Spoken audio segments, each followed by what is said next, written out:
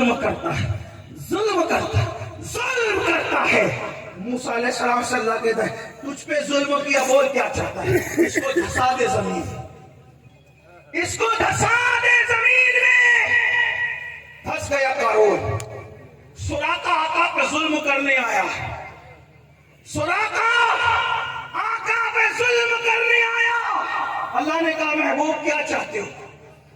تو بتانا بھی مقصود تھا نا کہ جو موسیٰ کے پاس ہے وہ میرے پاس بھی ہے، بلکہ اس سے بڑھ کر ہے۔ یہی تو بات ہے، یہی تو بات ہے۔ اسی لیے اہل سنت کا امام کہتے سارے اچھوں سے اچھا، سارے اچھوں سے اچھا سمجھیے جسے ہے اس اچھے سے اچھا ہمارا۔ اللہ نے فرمایا کیا چاہتے ہو محبوب؟ سراقہ پکڑنے آیا ہے۔ آقا نے فرمایا زمین اس کو پکڑ، توجہ، زمین اس کو پکڑ، عظمت مصطفیٰ اس کو پکڑ۔ سراقہ سواری کے سمیت زمین میں دھسا، توجہ، قارون دھسا، قارون دھسا۔ قارون نے کہا موسیٰ مجھ سے غلطی ہوئی، تو کہا ڈوب اسی میں زمین کے اندر دھس۔ قارون کہتا ہے غلطی ہوئی، وہاں عذر قبول نہ ہوا، کہا دھس، دھستے جا، تیری اوقات یہی ہے۔ لیکن سراقہ حضور نے فرمایا پکڑ زمین، اس کو دھسا اپنے اندر، ادھر زمین نے دھسایا، ادھر سراقہ نے کہا مالک مجھے معاف کر دے، فرمایا چھوڑ دے۔ سبحان اللہ۔ موسیٰ کی شان علیہ السلام یہ ہے، وہ دھسانا جانتے ہیں۔ اپنے نبی کی شان یہ ہے، دھسانا بھی جانتے ہیں، نکالنا بھی جانتے ہیں۔ صرف دھسایا نہیں، نکالا بھی، اور صرف نکالا نہیں بلکہ اور بڑی چیز عطا کی۔ فرمایا میں تیرے ہاتھوں میں کسرا کے کنگن دیکھ رہا ہوں، سبحان اللہ۔ میں تیرے ہاتھوں میں کسرا کے کنگن دیکھ رہا ہوں۔ تو کہا وہ کیسے مالک؟ تو فرمایا کسرا فتح ہوگا اور اس کے بادشاہ کے سونے کے کنگن آئیں گے، وہ تیرے ہاتھوں میں پہنائے جائیں گے۔ سراقہ تو سونے کی لالچ میں آیا، جا میں نے بھی تجھے سونا عطا کر دیا۔ ہے توجہ؟ آپ کہیں گے حضرت سونا تو مردوں کے لیے حرام ہے۔ میں نے کہا یہی تو بات ہے، وہ زبان جس کو سب کن کی کنجی کہے، وہ زبان جس کو سب کن کی کنجی کہے، اس کی نافذ حکومت پہ لاکھوں سلام۔ ابھی شریعت میں مداخلت ہو رہی تھی تو کچھ مولوی جلسہ کرنے نکلے، کہا شریعت میں کوئی مداخلت نہیں کر سکتا، اور بڑھ کر کے یہ بھی بک گئے کہ نبی بھی مداخلت نہیں کر سکتے، نبی کو بھی حق نہیں ہے شریعت میں مداخلت کرنے کا۔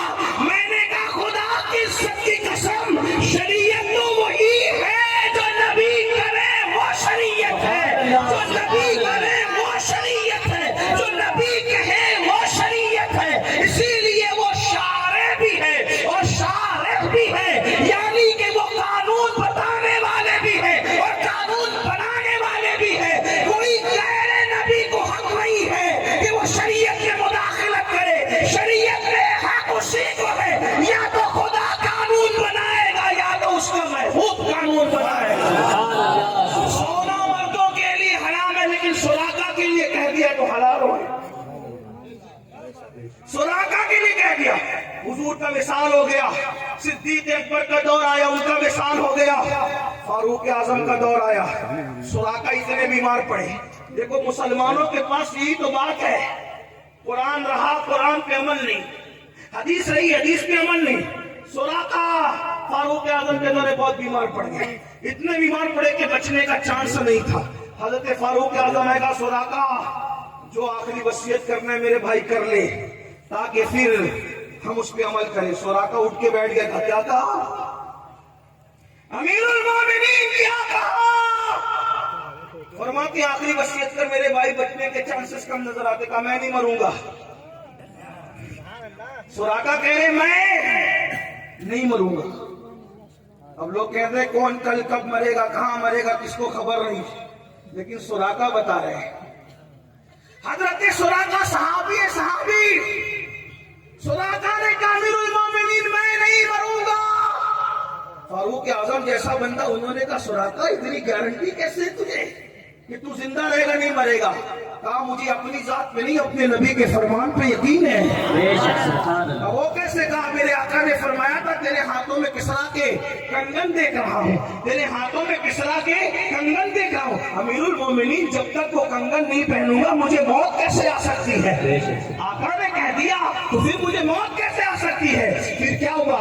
سراقہ کو صحت بھی ملی, شفا بھی ملی, تندرستی بھی ملی. اور جب اللہ اکبر کسرا فتح ہوا, مال غنیمت جو ہے مسجد نبوی میں لا کے رکھا گیا, تو کوئی کچھ دیکھ رہا تھا, کوئی کچھ دیکھ رہا تھا. فاروق اعظم پورے مال غنیمت میں کچھ ڈھونڈ رہے تھے. کسی نے کہا کیا ڈھونڈ رہے ہو, کیا تلاش کر رہے ہو؟ تو کہا میں کسرا کے کنگن ڈھونڈ رہا ہوں, کیونکہ میرے غیب داں نبی نے فرمایا تھا سراقہ کے ہاتھوں میں کسرا کے کنگن دیکھ رہا ہوں. اللہ اکبر, کسرا کے کنگن, بادشاہ کے کنگن نکالے گئے. اور وہ بڑی بڑے خطاب وہ شریعت کے معاملے میں اتنے سخت تھے کہ اگر کسی کا پاجامہ یا کسی کی ٹیبن تکلے کے نیچے ہوتی تو بھی چابک لگا کے کہتے اوپر کر لے, لیکن اللہ اکبر کسرا کے کنگن اپنے ہاتھوں سے سراقہ کے ہاتھوں میں پہنا کے کہا صدق رسول اللہ, صدق رسول اللہ, صدق رسول اللہ. اللہ کے رسول سچے ہیں, اللہ کے رسول نے سچ فرمایا.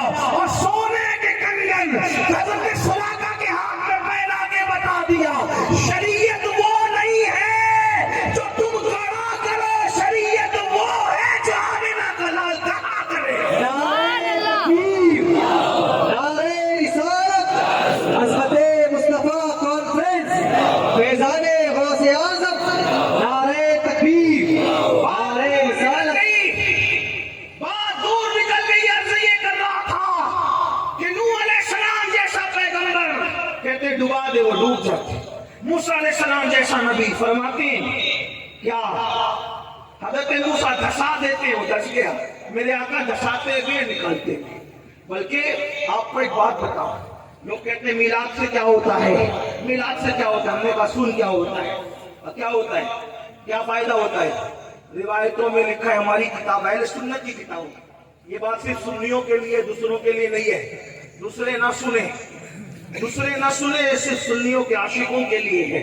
کیا جس دن سے موسیٰ علیہ السلام نے قارون کو کہا دھس, وہ دھستا گیا, دھستا گیا, دھستا گیا, دھستا گیا, دھستا گیا. میرے آقا اور موسیٰ علیہ السلام کے بیچ میں ہزاروں سال کا فاصلہ ہے. کم سے کم لوگ 2000 سال کہتے ہیں, کم سے کم, کتنا اللہ جانے. لیکن 2000 سال تک کم و بیش کون دھس رہا تھا زمین میں؟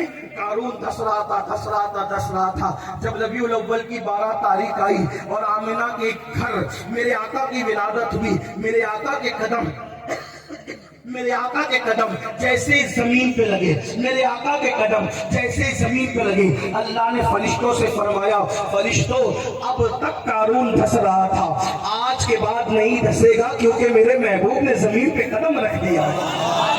میرے حبیب نے زمین پہ قدم رکھ دیا ہے. محبوب نے زمین پہ قدم رکھا تو قارون کا دھسنا بند ہو گیا. یعنی ان کی میلاد کی برکت کافر کو بھی نصیب ہوتی ہے, حالانکہ کوئی